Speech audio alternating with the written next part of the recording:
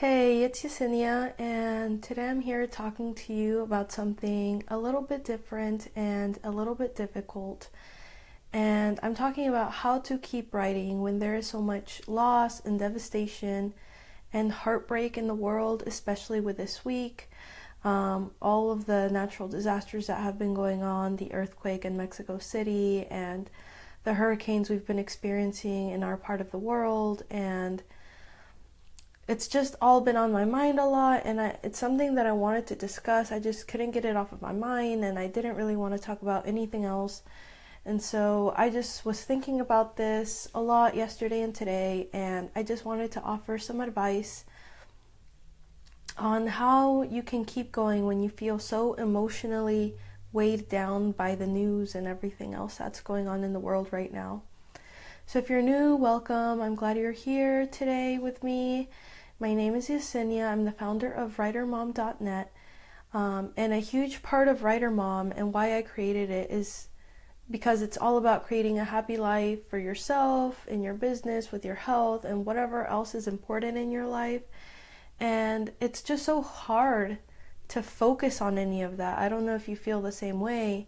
And if you do, definitely leave a comment below because, I want to know if I'm the only one who's kind of going through this or, how other people deal with this. But it's just so hard to focus on writing and work and other things when there's so much tragedy happening in the world right now.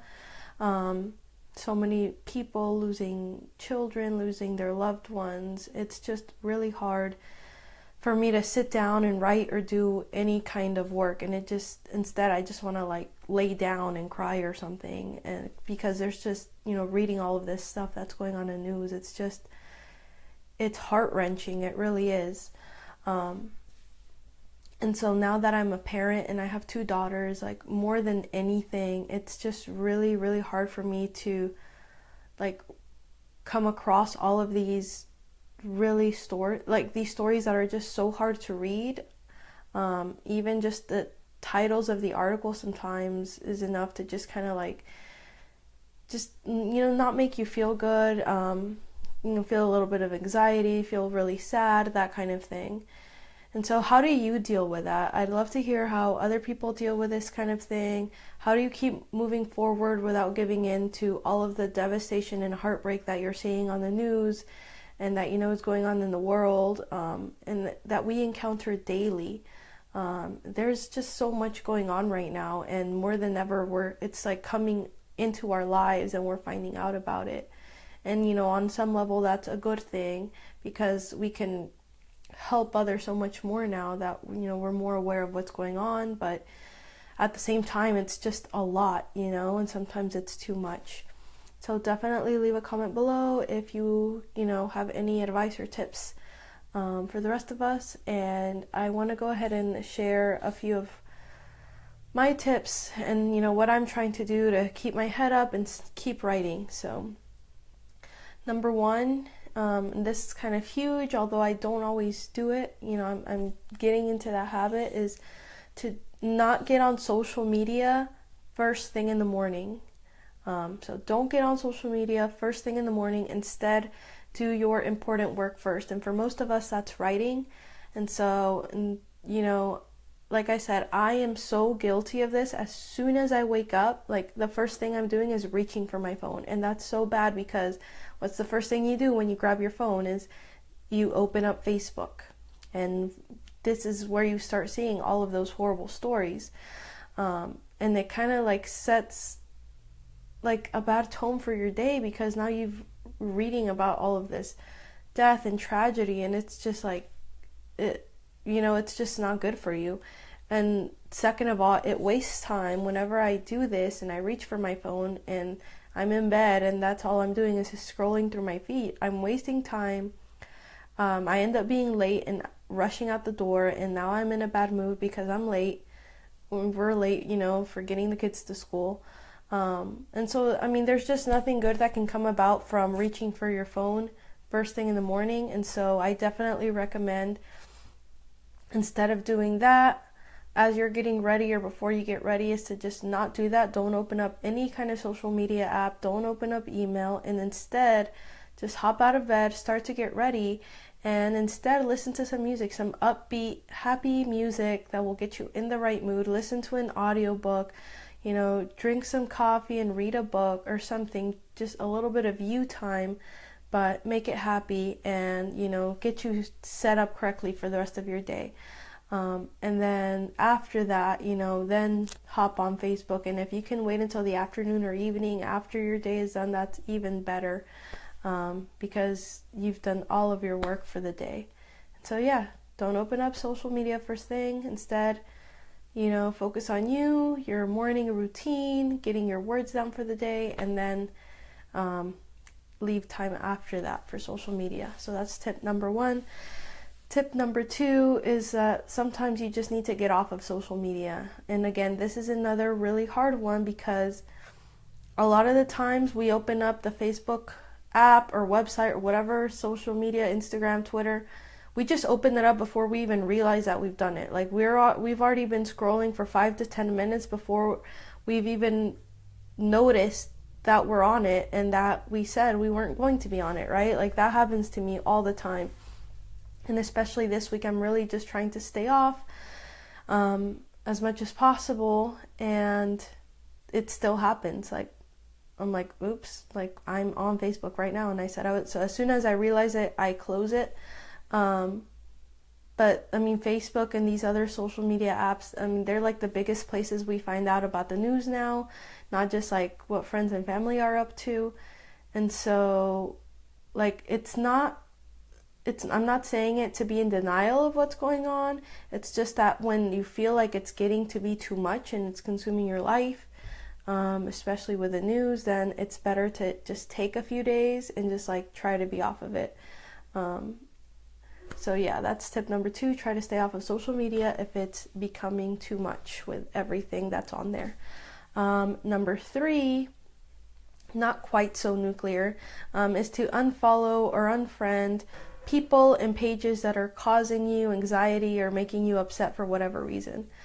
And so like I said, like now me as a parent with 2 daughters, it's really, really hard for me to read any kind of story or headline even that's involving kids in some negative way. Like I can't do it.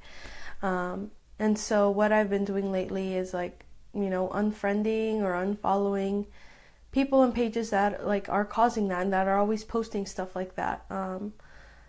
I don't follow a ton of like news pages. I follow like one local one and that's it. And I don't really keep up with like everything that's on there either. And I'll tell you how like I get rid of some of that stuff in my next tip. But yeah, it's okay if you have people in your feed that are like posting things that are just making you upset, then unfriend them or unfollow them, and that's okay. Your newsfeed should be something that makes you happy and gives you joy, not something that stresses you out or makes you upset, for the most part, because like I said, a lot of us do follow social media now for the news too. And so what I do is that if I see something particularly upsetting, is that I will hide it, because I don't want to feel upset all the time over what's happening in the news. As much as it's important, like I said, to be aware of what's going on and how we can help, but there's only so much that you as a single person can take. And I was reading about this recently online, I can't remember where, but somebody was saying how we're not made to process this much grief and this much loss and devastation on such a huge scale. And so sometimes that's why you need to just step away or unfollow like all of these things that are just showing up constantly on your newsfeed. Like if your feed is full of more negative things than positive, and definitely you need to be unfollowing and unfriending people and pages. And then how to do this is if you go to the top right corner of any Facebook post, you'll see 3 little dots, and if you click on that or tap on it, you'll see, like, I think the first thing it'll say is hide post.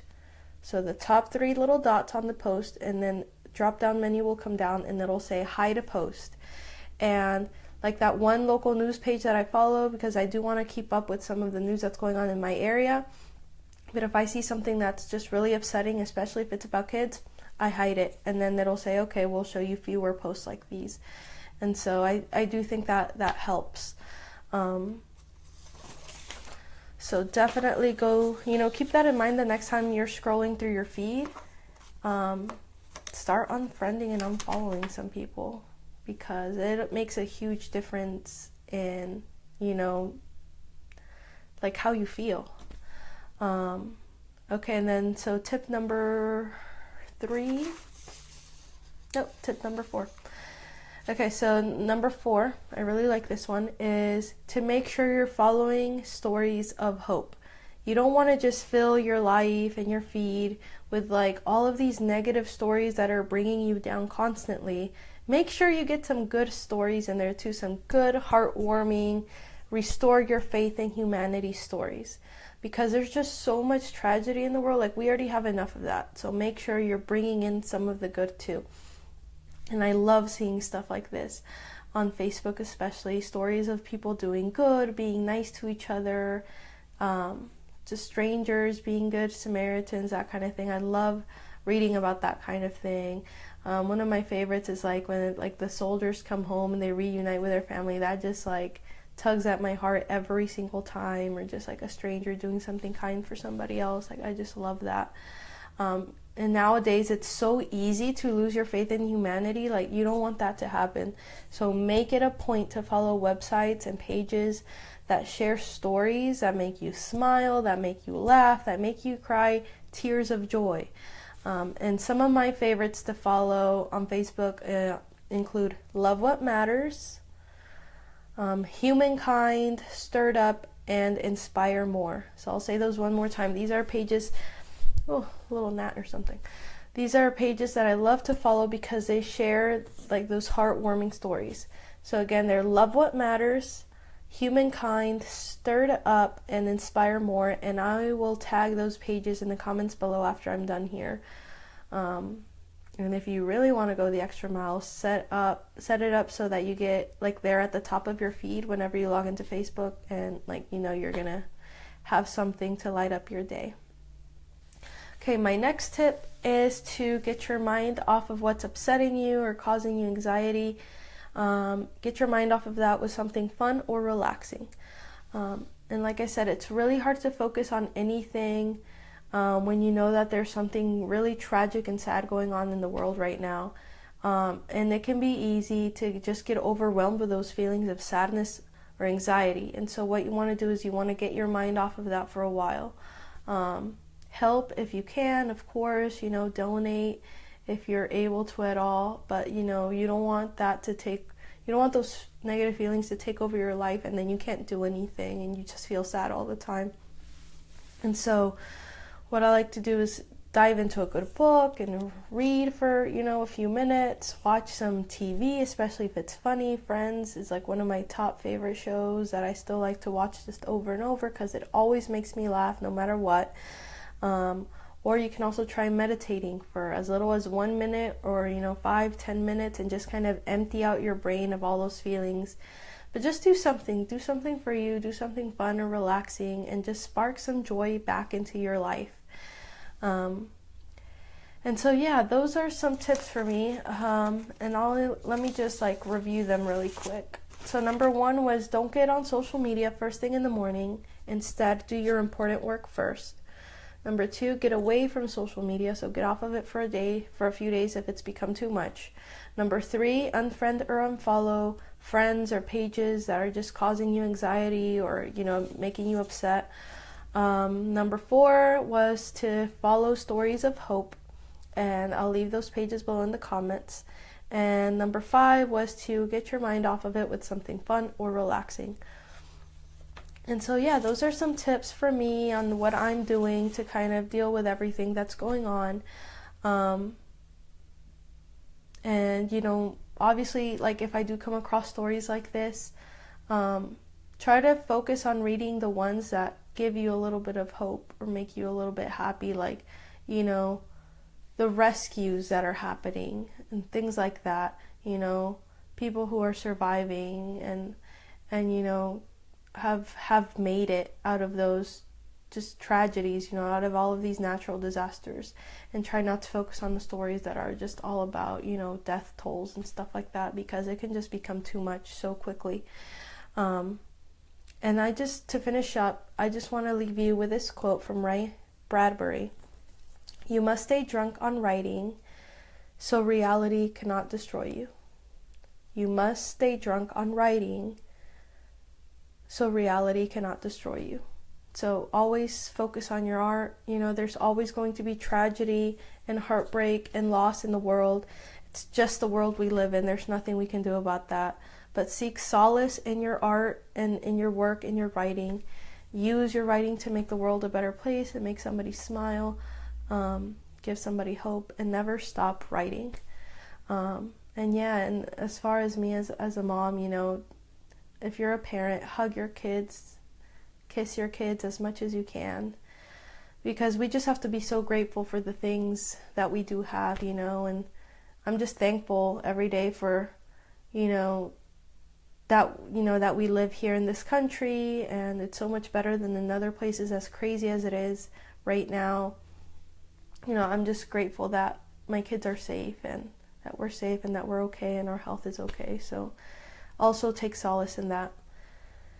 As always, have a great rest of your day. I hope these tips have really helped you, and I'd love to hear from you in the comments. And if you want more tips like these and to hear from me a little bit more, make sure you go to writermom.net, sign up for the newsletter at the top. And every Saturday I send out a newsletter, and it's full of stuff like this. And so I'd love to see you over there. So yeah, I'll see you next week. Thank you for joining me. Bye.